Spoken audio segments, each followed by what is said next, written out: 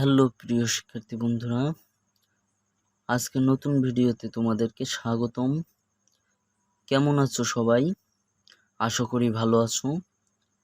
আজ এই ভিডিওতে দেখাবো খুব কম সময়ে সায়েন্টিফিক ক্যালকুলেটর দিয়ে কিভাবে হেক্সাডেসিমাল সংখ্যা থেকে ডেসিমাল সংখ্যায় রূপান্তর করা যায়। তো ক্লাসটি শুরু করার আগে তোমরা যারা এখনো অনলাইন ফোকাস একাডেমি চ্যানেলটি সাবস্ক্রাইব করনি, ঝটপট চ্যানেলটি সাবস্ক্রাইব করে পাশে থাকা বেল আইকনটি অল করে রাখুন। তো মূলত আজকের টপিক হচ্ছে হেক্সাডেসিমাল সংখ্যা থেকে ডেসিমাল সংখ্যায় রূপান্তর। তো দেখতে পাচ্ছ তিনটা উদাহরণ আছে। আজকে এই তিনটা উদাহরণ সমাধান করার চেষ্টা করব সায়েন্টিফিক ক্যালকুলেটরের মাধ্যমে। তো দেখতে পাচ্ছ আমার হাতে একটা সায়েন্টিফিক ক্যালকুলেটর। এই সায়েন্টিফিক ক্যালকুলেটর দিয়েই আজকে এই সমাধানগুলো করব। তো প্রথম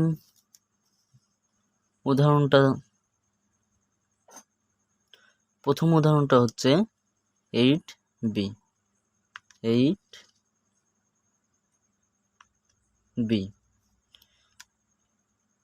সমান প্রেস করব, এরপরে ডেসিমাল সংখ্যা প্রেস করব। এইটা হচ্ছে 8b হেক্সাডেসিমাল সংখ্যার ডেসিমাল মান 139। তাহলে আমরা দেখলাম 8b হেক্সাডেসিমাল সংখ্যার ডেসিমাল সংখ্যা হচ্ছে 139। তো চলো 2 নম্বর উদাহরণটা দেখি একই প্রসেসে। 3f হেক্সাডেসিমালে রাখতে হবে অবশ্যই। এবার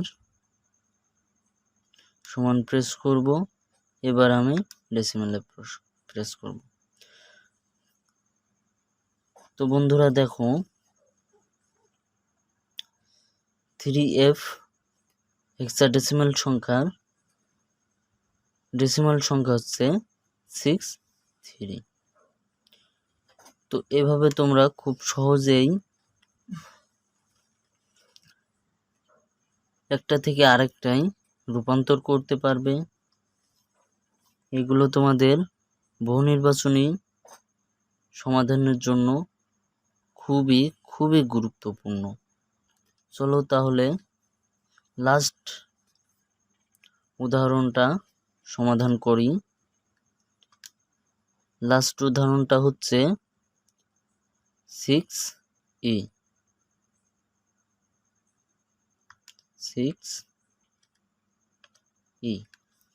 তো বন্ধুরা দেখো আমি 6e তুলেছি, তবে আমার ক্যালকুলেটরের ডান সাইডে ডেসিমেলে আছে। এটা প্রথমত আমি হেক্সাডেসিমেলে করে নিব। তো দেখো এবার হেক্সাডেসিমেলে আছে, এবার আমি সমান প্রেস করব। তো দেখো 6e আছে, এখানে কোনো পরিবর্তন হয়নি। তো বন্ধুরা দেখো 6e হেক্সাডেসিমাল সংখ্যার ডেসিমাল মান হচ্ছে 110। তার মানে হচ্ছে এটা একসাথে বললে হচ্ছে 110। তো আজকের ক্লাস এই পর্যন্তই বন্ধুরা। ভালো থেকো, সুস্থ থেকো।